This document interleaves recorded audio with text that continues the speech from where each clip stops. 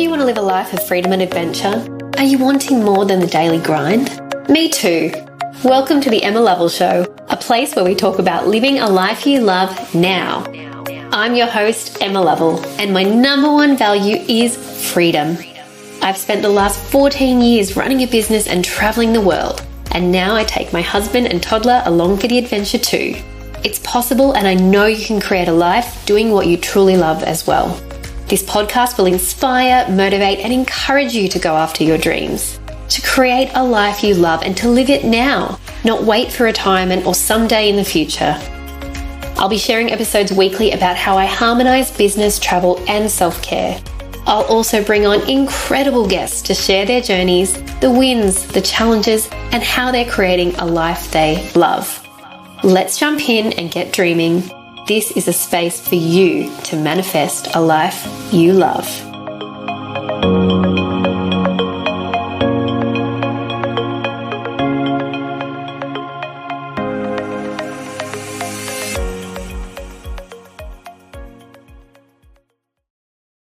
Hello and welcome to today's episode. I am Emma Lovell and you are on the EMMA LOVELL Show. Today's episode is all about what happens when the unexpected happens. So one of the things that I like to say on my retreats, when I was a tour manager and doing any sort of travel adventure or starting something new, I always open with expect the unexpected. And so we have a plan, we have an itinerary, but let's just be open to the fact that things can happen and let's see what happens, you know, we'll kind of cross that bridge when we come to it. But you don't really want those things to happen. So this is a bit of a different episode. We don't have any of our intros or outros or all those sorts of things. So I just would like to open by acknowledging the traditional custodians of the land on which I am presenting to you from today. They are the Yugambeh people, and I pay my respects to the elders past and present and honour their ongoing commitment to the land, waterways and skies.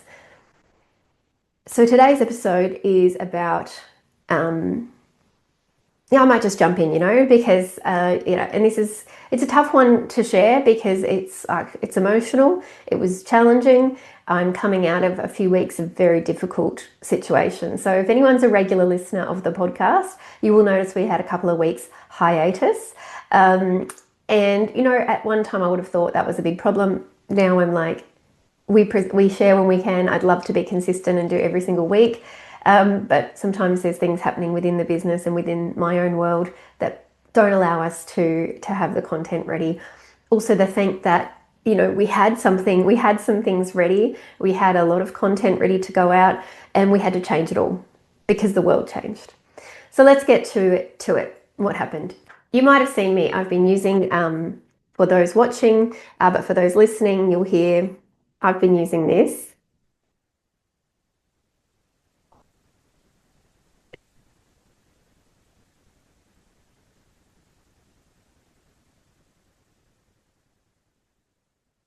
This is a Nepalese singing bowl, and I bought it in Nepal in 2006 on one of my first visits there. It's this beautiful singing bowl. It's something that they're well known for. They use them in Buddhist culture, in Tibetan culture, you'll find them in many places in the world, but in Nepal you'll see a lot of, you'll see prayer wheels and you'll see singing bowls and you'll see them used in temples and things like that.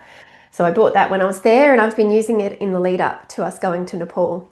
Now, I'm just going to have to check the date because I want to make sure I get it right. But I'm just going to have to check again. I don't know what date it is. I don't even know where we are, what we're doing. I believe it was the 11th of September.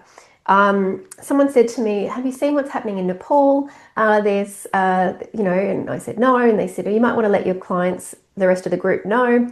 There's some social media ban has happened. There's been some sort of pushback about that. And I was like, oh, that's going to be difficult. So she said, just you might want to let people know they're not going to be able to do social media when they're there, which is okay. We've had that when we've been in China.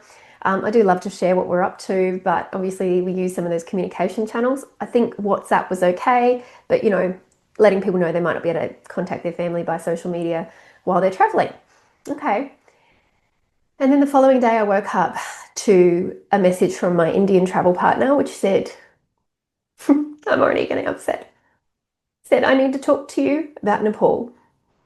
And I immediately Googled Nepal and I saw that they were having riots. Riots. A political crisis was erupting. Um, the Prime Minister had left. The government was essentially, most of the ministers had fled. The city was on fire. The Kathmandu, they were setting buildings on fire, hotels on fire. Um, and they had rebelled against what had happened with the social media. But it's more than that. What happened was the government shot students who were protesting. The young Nepalese people were out protesting about the social media ban, which is their right. This free speech issue that's happening in the world. People were saying, I'm not happy about this, but you don't expect your government to shoot you. And they believe it was 70 people they shot. It's really difficult because we're seeing some media. You see what's in the media. I do have Nepalese colleagues. We had our tour operator on the ground. I have very close business friends and colleagues, dear friends there from I've been to Nepal 4 times over 20 years. So dear people that I love in that country going through this. They are such beautiful, peaceful, wonderful people. And I know that people might not see that because they've been through a lot of turmoil. Nepal has a very complicated history in the last pretty much 20 years when the monarchy ended and then, a government two-party system came in. I'm not going to go into it. You can Google it. But ever since then, they haven't really had a stable government. They've had these sort of extremist government come in at one time. I've been stopped in protests in this. We weren't able to get through a road once in a small town because there was a protest. I've seen the protests in the town. But what's always been true is that the Nepalese people love one another and they also love tourists. Tourism accounts for 30% or more of their income. Not obviously, but Everest Base Camp is located in Nepal. It is one of the world tourist attractions. And the income that comes from people trekking to base camp, trekking to the top, is huge for their country. Trekking is huge industry, and without tourism, there's a lot of challenge for a small country, landlocked country like Nepal. So I'm giving you a lot of context. Anyway, it is unfortunately not uncommon for there to be, I guess, difficulty with the political system, but it is certainly a very unusual experience to have people shot for speaking up. So the Prime Minister left, ministers left, and it was all blamed. It's been blamed on the young people, which is awful. But this is, what happens when there's extreme conflict and tension in a place for a long time. From all accounts from my lovely friends who are there now, the Nepalese people are rallying together. They are trying to calm down. They are trying to repair and heal from what is happening. But the reality is buildings were burned. The Hilton, the major hotel in the city, was burned. And one of the hotels that was booked for my retreat has some fire damage and they have currently closed their bookings. I immediately contacted my group. I had 8 people booked for a retreat on the 21st of November in Nepal. So that was just 9.5 weeks, the day that it happened. We also had a client. I partner with a travel company called Indusbound, and we had a partnership. We have a partnership. I've been working with them for 8 years, helping people to plan trips in India, Nepal, Sri Lanka, and Bhutan. And I have a vision to host retreats. I had this vision to host retreats across this region. And I now help retreat hosts. So through my business, Rest and Receive, I help retreat hosts to run retreats in that part of the world. It's the area that Rest and Receive we specialize in. So we have this relationship with the travel partner and we are able to organize groups, but also small luxury boutique tours. So we had actually a client who was meant to be going 2 weeks, less than 2 weeks after what was happening. So we had to immediately change her plans that day and offer her an alternative, because we just couldn't send her into that in those early days, not knowing how long things would go on. And the reality is, they didn't have a government, and for 5 or 6 days they did not have a leader of their country, and the fear was that other parties, could step in. They do have a female prime minister who is a female minister. I believe she's a justice, has stepped in, and for now, and they won't hold now an election until March. I was very fearful that this decision would fall to me. There was no hard and fast rule on how long it would take. If, we have a website here in Australia, Smart Traveller. We have, a government body that says whether it's safe to travel or not. And we don't know how long that will stay on or when they will lift it or that sort of thing. So it always says for Nepal that there could be civil or political unrest because, as I said, it's happened before. So that is a risk of travel, and it can happen anywhere in the world at any time. Everything is fine and peaceful, and then it's not. And it's unfortunate that this is the reality. So this is why I always tell my clients to have travel insurance, that they are booking this, knowing that they are taking on this travel in this situation. So we have terms and conditions and an event waiver, but we're also humans and we have to deal with that. So this is just the reality of travel for anyone. And of course, we had a very crazy situation 5 years ago when a pandemic happened that nobody could have predicted. Unfortunately, as well, with civil and political unrest, it can be called a force majeure, which is a term in travel. And sometimes travel insurance will not cover for these things, but it's still, you must have travel insurance, and it is a condition of any of our retreats that as soon as they book, they get travel insurance for any reason, for they might have to cancel. We can't guarantee that they'll be covered, but it is a requirement. So anyway, the thing is though, if it was up to me to cancel or find an alternative. But all of this I had to figure out within days. This had happened on the Thursday. On the Sunday, I was not feeling good. I just have been to Nepal before and I love them dearly and I want to support them, but I don't know. I don't know how long it could go. And I felt very uneasy about waiting and how long we might have to wait to make a decision, because I knew my clients would be unsettled as well. And they have to make arrangements, and there's issues with changes of flights and cancellations of flights and all these sorts of things. And the nearer that you get, the costs do rise. I didn't want anybody to experience any additional costs or anything like that. So I was feeling like 70% sure that we were going to have to move it. And that very first day, we had already started looking alternatives. This is the beauty of working with a travel partner, of working with a company who is familiar with the country. And we have very strong partnerships with Nepal, Sri Lanka, Bhutan. We may grow, but Indus bound, the company, obviously know India inside and out, but we have partner offices all around the country and in those other countries, so that if something happens, we can work on it very quickly. And it's not up to me to go and figure out in a country that I do know India well, but I'm obviously not Indian. I don't work in the travel industry full time, so I rely upon my partners and my experts. I'm also very fortunate to have an amazing relationship with 2 travel agents who I contacted immediately. It was quite interesting, actually. I was also at a conference in Bali, so not ideal, which Indonesia was also experiencing riots in a completely different island to Bali at that same time. And there were floods on the other side of the island. We were having a lot of rain. Where I was, there was no flooding, but we're getting messages going, "Are you okay?" And I'm going, "What?"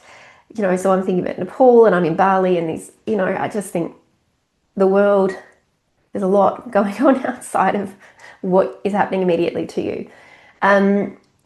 So anyway, the reason I felt so anxious to make the call was that in 2015, 10 years ago, I was working for a travel charity challenge company. So why I'm so comfortable doing tours and creating experiences was that I worked for this charity challenge company, and we took people to Everest Base Camp, Mount Kilimanjaro, Kokoda, Peru, Cambodia, Vietnam. So have worked in this, in these countries where things are not the same as they are here. Uncertain and maybe for some people precarious or scary or for various reasons. I feel very comfortable in these parts of the world, I must say. But we've had situations where things have happened where we've had to deal with it. So I actually had to have a woman in early March 2015. I had to have a woman flown off Everest Base Camp because she was having fluid on her lungs. So I had to organise that after trekking 11 hours that day to Everest Base Camp and back to our accommodation at 5,000 metres, getting a phone call saying she needs to be helicoptered tomorrow. Can we get her insurance details? So I've dealt with this situation, and I've dealt with it with the colleague in Nepal that I was supposed to be going with. Later that year, was it that year or 2016, I was meant to be tour leading. I think it was 2016. I was meant to be tour leading, and no, it was 2015. Forgive me. I was meant to be tour leading for a charity in Nepal again, but doing the Annapurna trek, which is a different part, a very famous trek as well. And I was taking the group over, but then there was a fuel crisis.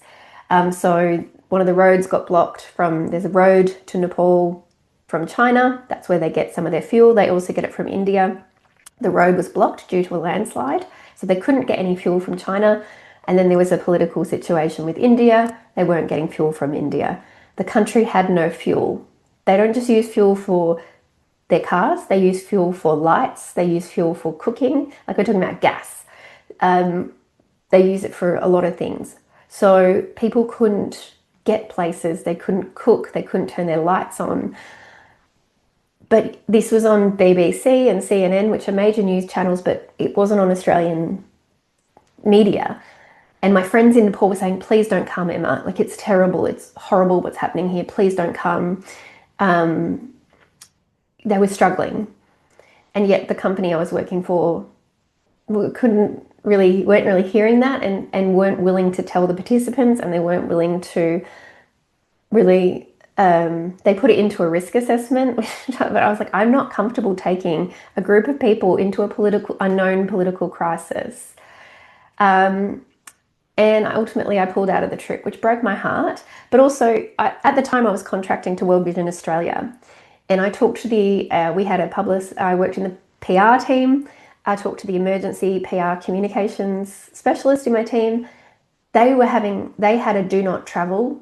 Within our company, World Vision had a do not travel to Nepal, and our team from other countries had to go out. So anyone who was a foreign member of World Vision had to leave. So they couldn't even aid workers couldn't, and not-for-profits couldn't operate in the situation. And we were going to go and essentially have a holiday. And I didn't agree with it. And I said, I'm not going. It's unethical and I will not do it. So I had to pull out of that trip, and it broke my heart. And I felt like I was 10 years later facing the same situation. And I felt so much disappointment. I was actually meant to be having a week traveling with my husband and son the week before, which has been a dream since I was pregnant, to take my boy to the mountains of Nepal, to take Matt, to show them what I love, to show them the people I love. I can picture it all. I can see us there. So I had that booked. I felt extreme disappointment for the people who were living there, and concern for my friends who are in danger and who are now trying to rebuild their lives, and would be fearful now for their own economy and political situation. It's just all very uncertain for them. I felt disappointment for my group, who have been booked in, for some of them 10 months, are looking forward to this. For them, it's a life bucket list as well, to go into Nepal. They've paid, they've planned, they've got their leave, they've paid for flights. There's a lot of admin involved in that, but also disappointment. And then my own disappointment, because I was looking forward to going and I wanted to take this group, and I have pictured and envisioned this for, I would say 3 years. I've wanted to do this. I've known that I was going to go to these destinations. So But ultimately, thankfully, the decision was taken out of my hands on the Sunday. And my colleague in India said the Indian travel organization, or the international, one of the travel organizations that he's part of, has said, do not accept bookings. We do not recommend planning and accepting bookings for luxury travel, which is what we do, until after the elections in March, which is really challenging for Nepal. And people can still choose to, but to organize a group, if somebody chooses to travel at their own leisure and in their own way, that's fine. But to be responsible for people and to be responsible for a group, it's not a good idea. It's not really very ethical, and it creates a lot of challenge if something does go wrong when you knew something could go wrong, when you're expecting that something can go wrong. This is not unexpected, this is known. And also, like I said, we found out that the one of the hotels we had booked had closed their bookings, so no dates were available, and that there was fire damage to the hotel. So they were going to have to repair that. So we made that call. I told my clients as soon as I could, and I let them know that we had alternatives. And so I'm here to tell you today that the Pleasure Life Retreat for 2025 will now be in India, which I'm so happy about because I love India and I know that she's going to take care of us. But I'm still sad that I can't deliver what I promised. That's my own disappointment. And the thing is, this is something that I teach my clients. This is something that I teach my clients in the Rest and Receive course. It's the Host Profitable Retreats course in Rest and Receive. It is that intention is so important. And my intention, all of the intention that I put into this retreat was so strong. And the location, I tell them the location does the heavy lifting. So what I wanted the outcome and for the clients to experience, Nepal would facilitate and support that. However, the content and what I want to deliver in terms of a pleasure life, that how you harmonize your work and your wealth, your travel and leisure and your self-care, I'm so clear on what that is. I'm so clear on the power of retreats. I'm so clear on rest. When you rest, that you can receive, which is the ethos of our company and any retreat that we run. That although our entire location has changed, I know that I can create and deliver a similar experience with the same intention, with a beautiful outcome in a different destination. And I recognize and honor that they are different countries with different cultures. However, I've tried to take it to a place that will give them a similar experience and a similar shift and change that they are seeking, which is why they came on the retreat. So I give you, you are welcome to have a look. It's at restandreceive.au/India 2025. We created an entire new website. We've created an entire new itinerary. I am forever thankful to my partner Pankaj at Indus Bound. They are incredible what they do, that we were able to turn this around. We had an itinerary pretty much planned on the day.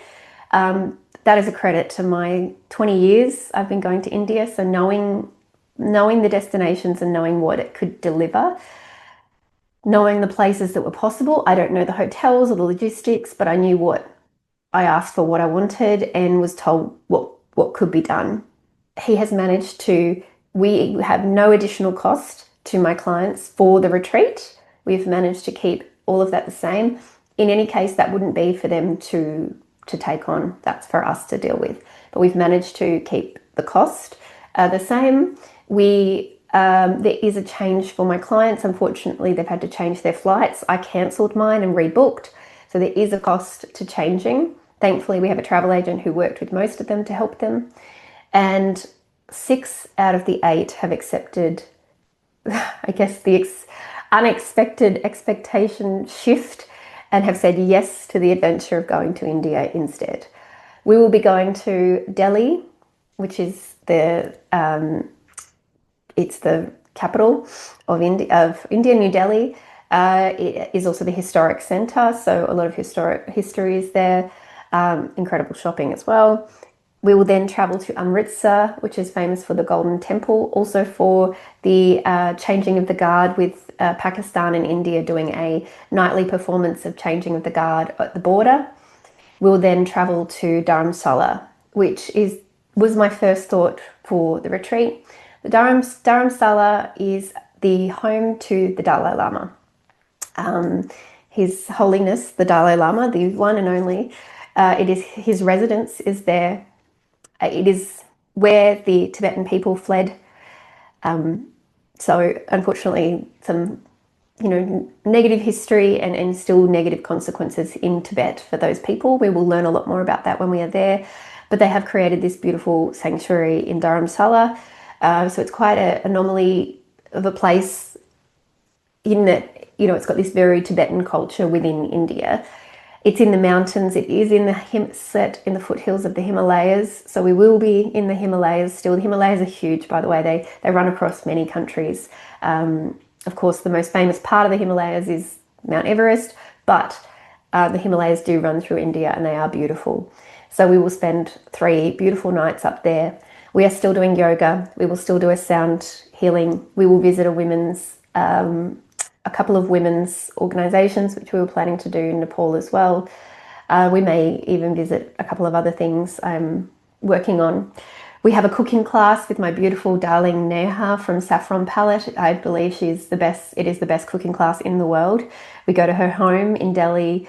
She's actually taught 2 of the master chefs, the original master chef judges from Australia, how to cook butter chicken. So we will learn. I will request butter chicken as the dish that we cook. That will be our opening night of the retreat. A few other things that we've added in. My clients, I always recommend that they fly in a night or 2 early, because it is a long flight, and if your flight doesn't get in on time, we generally have to fly via somewhere else. So most of us will fly via Singapore. So I'm just gonna take a drink. Most of us will fly via Singapore, and so we will stop. So you just can't guarantee the flight time. So I say at least get in the night before. Through my partner, we organise their hotels, so they can have a choice of hotels, but we've got 2 beautiful options. One is more like a classic kind of hotel, and beautiful opulence, marble grandeur, but quite a hotel. And the other one is a haveli, and it is a heritage haveli, which means a house, and it's got a courtyard in the middle. It's this big, beautiful 5-story building with a terrace, and it's actually right in the heart of Old Delhi, which is near the Red Fort, and it's really that, and Jama Masjid, which is a Muslim mosque. It's all these markets and laneways and things like that. It's kind of what you think of when you think of India. It's quite an intense welcome, but I will be there. We will be picking up our clients. They always get picked up at the airport. Transfers are always arranged in this part of the world. We always pick up our clients from the airport. There's signage and everything. I'll be meeting them when they arrive to their hotel, before they arrive to the hotel, to escort them all as a soft landing into India. But I'd recommended 1 to 2 nights before. If they can come in 2 nights before, which pretty much everyone has planned anyway, we are going to take a 1-day day trip, which is an addition to the retreat, to the Taj Mahal, of course. So Agra is kind of a 3-hour drive, or you can get the train. We'll be driving in a beautiful vehicle to Agra, and they will see one of the new wonders of the world. Oh, I get emotional again. The Taj Mahal. I've been 6 times, and it doesn't cease to take your breath away. So we'll also visit one of my most favorite places to go and support, and that is the Shiro's Cafe, which is a place to support people who have survived acid attacks, women who've survived acid attacks. These beautiful women run this cafe. It is a donation-based place. They have beautiful goods and food, and they do henna and things like that. And we will hear their story and support their advocacy to stop acid attacks, which is heinous and awful. So very lots of, we're going to see some culture. We'll see a lot of culture. We'll see a lot of history. We will really get in amongst amongst it in India. We have the most incredible travel partners. We do travel in luxury. We do see all levels though, and I can't wait to hold this group. However, I knew that not everyone was keen for India, and I do recognize that changing a country is kind of a big deal, and it's not fair to just say, we're moving it, you have to come or don't. So I did offer an alternative, and that was to attend another retreat, which I had been planning but wasn't quite ready to get out there in 1 week, and that is the Pleasure Life Retreat Australia. So every year I will be running 2 retreats, one in Australia, and that destination will change. I'm returning to Kangaroo Valley this year because, which is where we went. Sorry, I'm returning in 2026 to Kangaroo Valley because we went last year and it was just such an exquisite few days. My clients who came said, I think 4 or 5 of them said, I would come back next year and I want to bring a friend. So I said, great, let's make it an annual event. Certainly keeping it the same place for the next year, but we will move it around because I want to support different places in Australia. But I love the team at Barranca. They actually have a lot of properties. They have 2 properties in the south coast of New South Wales region, and then they have a lot of other properties as well. So I'll basically be touring with them, and I do recommend them to my clients as well. Is a brilliant, well-facilitated place to host a retreat. They've got connections to caterers, yoga, there's animals, there's a creek for swimming in, and you've just got the nature. I mean, let alone the kangaroos, but there's like donkeys out the front. It's just so beautiful. And it really is a retreat in terms of you kind of got to go down a wiggly road to get there. And then once you're there, you're in the nature. We can really wind down and we can do the work that we need to do, as well as lots of rest. So that one is 18th to the 21st of February, 2026. It's called the Pleasure Life Retreat Australia. It's at my website, restandreceive.au/Pleasure Life AU. All the links will be in the show notes. You're also welcome to email me at any time. So totally understood that this might be something that my clients needed an option for. So 2 of my beautiful clients said no thank you to India. They would love to come to Nepal another time, or India another time, just not what was on the bingo card for this year, and that's okay. I really respect it. So they have said yes to Kangaroo Valley, which is amazing. And what I did was offer a refund for the difference, because there is a price difference between the 2. So they will be receiving a refund for the difference. So I'm so grateful. Honestly, I just am blown away by the beautiful people that I've attracted to this retreat. I think it's a testament to my business and to what we put out there, but also a testament to these incredible humans who have been so gracious, so patient, so understanding in what was honestly a crisis and so sad and difficult. They made it so much easier. They were all so understanding and kind and patient. But honestly, within 6 days, we had it sorted. Within 6 days, we turned this around. We had the websites up, we had the options available, and they knew what they were doing. So everyone is sorted. Everyone's got something to look forward to. I did have another option, which I will share soon, but I can't yet because nobody took it, so I'm not going to put it up yet.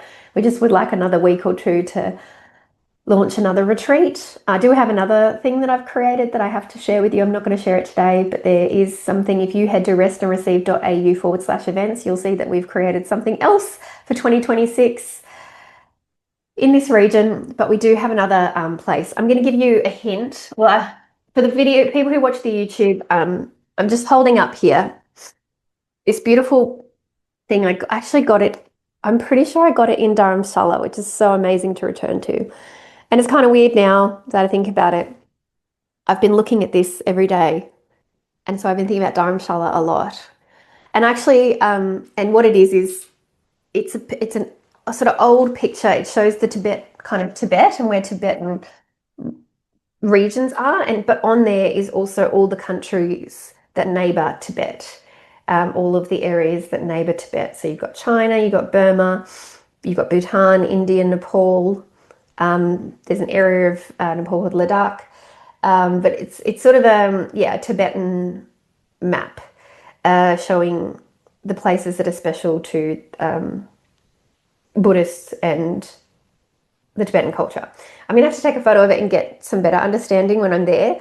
But I just bought it, and it was this poster that I bought, and I had it rolled up for so long in my house. And I really loved it. And you go, oh, I'm never gonna do anything with that. And then we had this painting that I wanted to change out in this frame, and it fit perfectly. And so my husband put it into the frame, and now it's in my office, and it sits actually near my desk on my business altar, and I look at it every day. And I'd forgotten that it was from Dharamsala. And when I went to Dharamsala in India, I only went for a couple of days, and I absolutely loved it. And it was so peaceful. It was so calm. I felt this amazing energy. I met this incredible person there. I went to the Dalai Lama's residence, and I actually saw the Dalai Lama, which was incredible. I've actually seen him twice in my life. He also walked past me in a foyer in a hotel in Delhi, like walked right in front of me, walked past me, walked into the lift, turned around smiling, and the doors closed, and we all were like, that was him, right? Like, there's only one. I had to Google it. I was like, there's only been one, right? And there's only been one in my lifetime and in many people's lifetimes who are alive now, because he's like 80 something.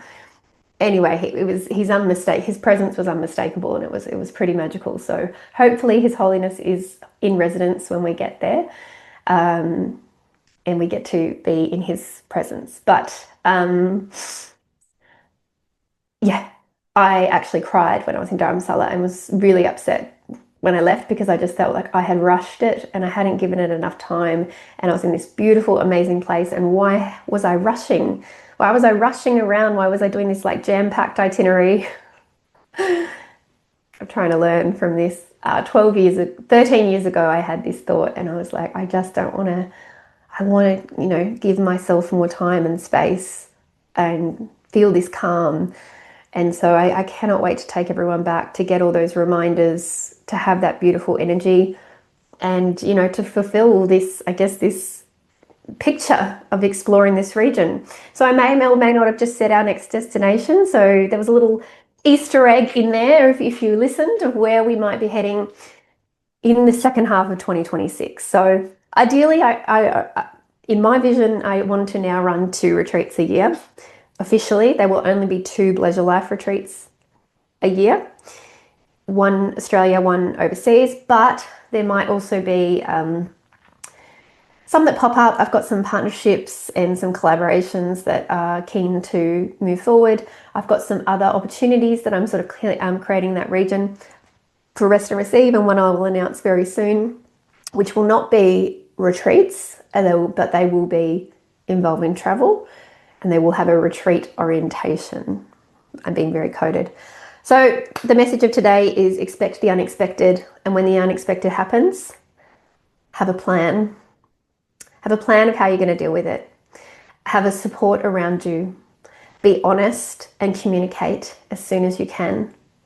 And just attract the most wonderful people into your world who will be there for you when things hit the fan.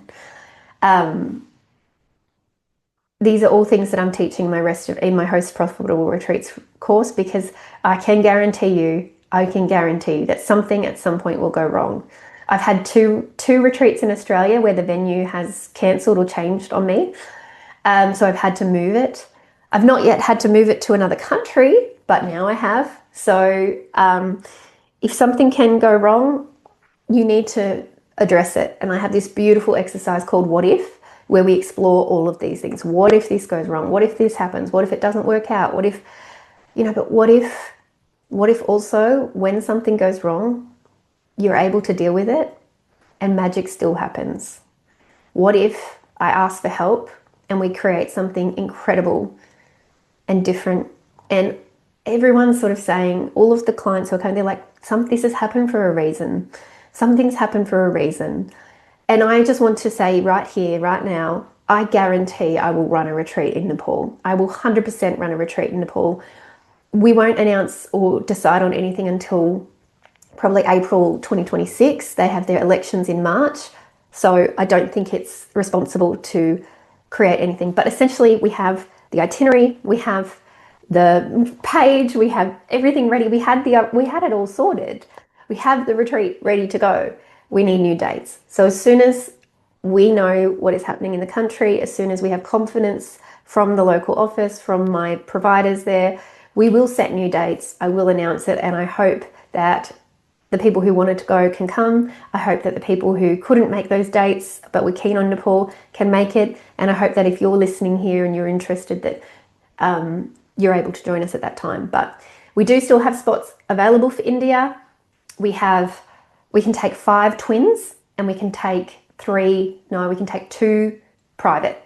So we can take 2 private or 5 twin, not both. So if there are 2 people who are keen and want their own room, we can take you. If there are 5 people who are willing to share and want to come, it's restandreceive.au/India 2025.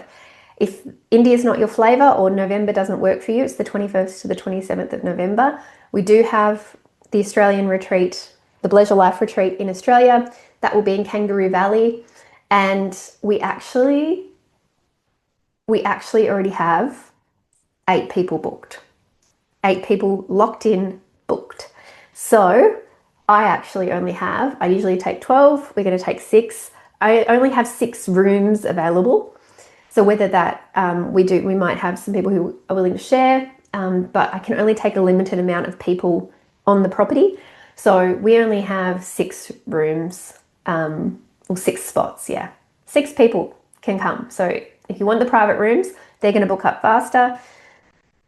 And if you want to share, we have a few more spots, but you got to get in quick. And we do have payment plans as well as upfront payments with the discount available. So that's all of that. That's a lot. It's a lot. If you're on my mailing list, you'll be seeing this coming out today. Thank you for listening.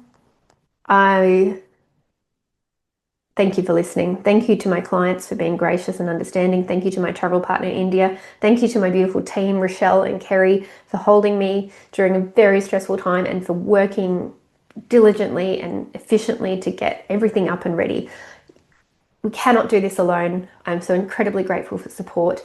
Thank you for listening today. Make sure to follow us, Emma Lovell. I'm emmalovell.au on Instagram. You can find me on LinkedIn, Emma Lovell. You can find our website, emmalovell.au. If you're interested in the retreat side of things, you can head to restandreceive.au. Have any questions, do send me an email. It's pretty easy, emma@emmalovell.au. You can always head to the website. All the links in the show notes and below. Have a wonderful day. Thank you. And namaste.